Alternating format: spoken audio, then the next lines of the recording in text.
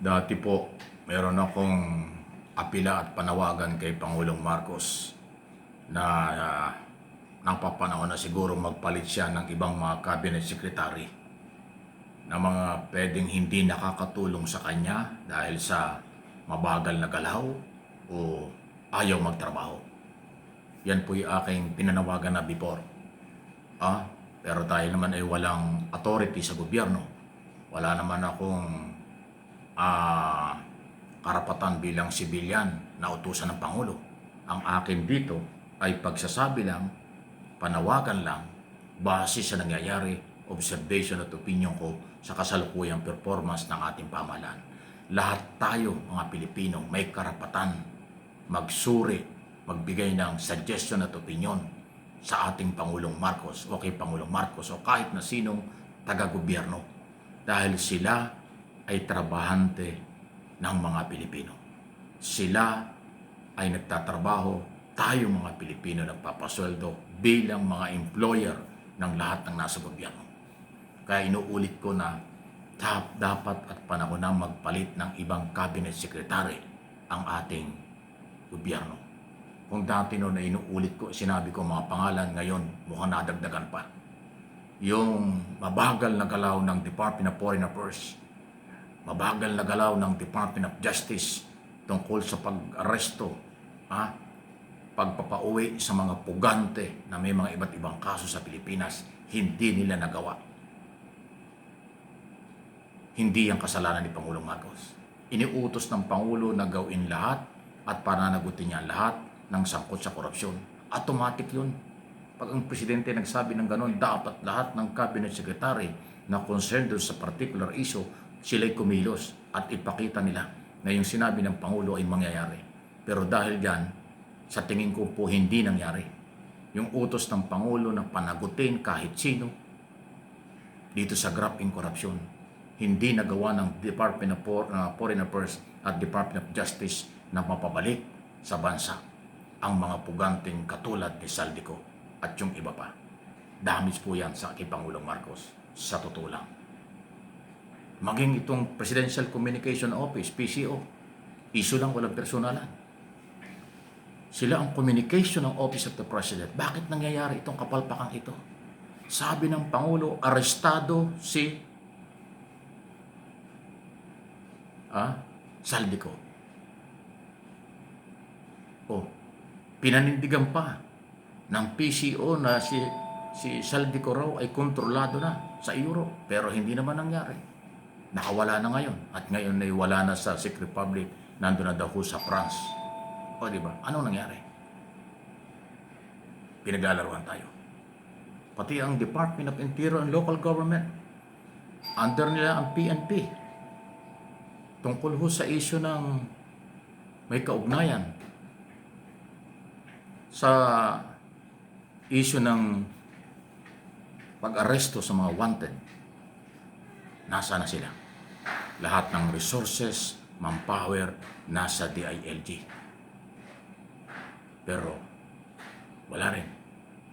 Mas madalas pa, pasintabi na Secretary Remulla, nagpe-press conference ka, issue ng barangay, issue ng kabataan. Ano yun?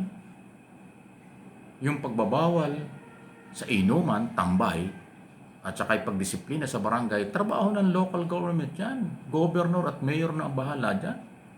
Bakit pinagkakaabalahan niya ng sekretary? Nagpe-press conference pa para lang tuligsain ang problema sa barangay. At yung mga tambay na nag-iinuman sa kanto, walang damit na tumatambay, pan-local yan eh.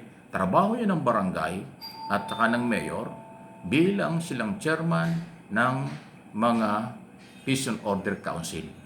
Sila ang may obligasyon dyan na disiplinahin yan. Ganun kasimple.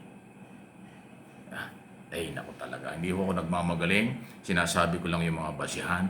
Yung mga nabanggit kong departamento, Mr. President, may pagkukulang na sila. May pagkukulang na sila. Kung mananatili pong ganyan at hindi magbabago, kayo ang kawawa. Kayo ang bubugbugin. Kayo ang hahanapan. Kayo ang sisisihin. Hindi ko obligasyong ipagtanggol ka sa lahat ng oras kung nakikita kong mali at may pagkukulang ka. Hindi ko gagawin ipagtanggol ka. Itong sinasabi ko, ito na yung real talk, ito na yon. O sasabihin ng iba, sino ka bang Mike Abe? Bakit ka nagsasabi ng ganyan? Aba hindi. Karapatan ko ito bilang Pilipino.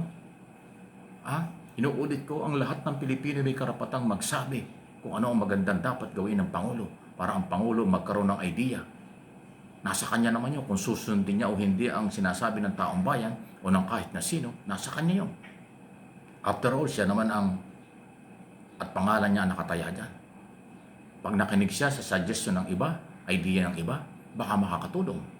Pero kung hindi niya papansinin at ibabaliwala niya, siya pa rin ang pwedeng hanapan ng resulta ng mga kaganapan at desisyon at resolution. Yun po yung mahalaga. Maigsi na ang panahon. Itong panahon ang kalaban. 2 taong mahigit na lang. Pagdating pa naman ng 2027, wala na, puro politika na yan kasi kanya-kanya ng forma yan for presidential at national and local election sa 2028. Sa second quarter ng 2028, eleksyon na. Wala na lalo. Ayun po yung aking personal na observation. Kayo mga Marcos loyalists, Marcos supporters, silent majorities, sana maintindihan niyo ako. Hindi ko inuutusan, sinasabi ko lang kung pwede ay magpalit at disiplinahin ni Presidente ang kanyang cabinet secretary.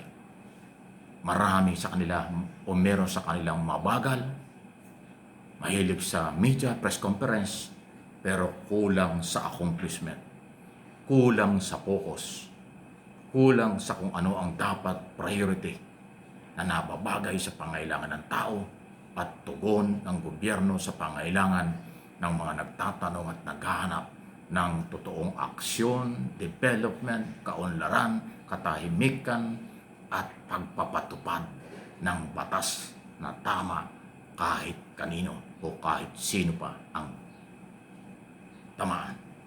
Dito lang ho sa mga puganting tayo pinaglalaroan at kinakantsawan pa tayo mga Pilipino. Napakasakit nga.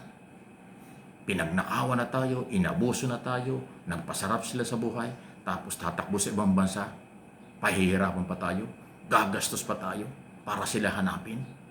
Nagpasarap na sila sa buhay, ginagastosan pa natin para lang pasukuin, para lang panagutin. Wow!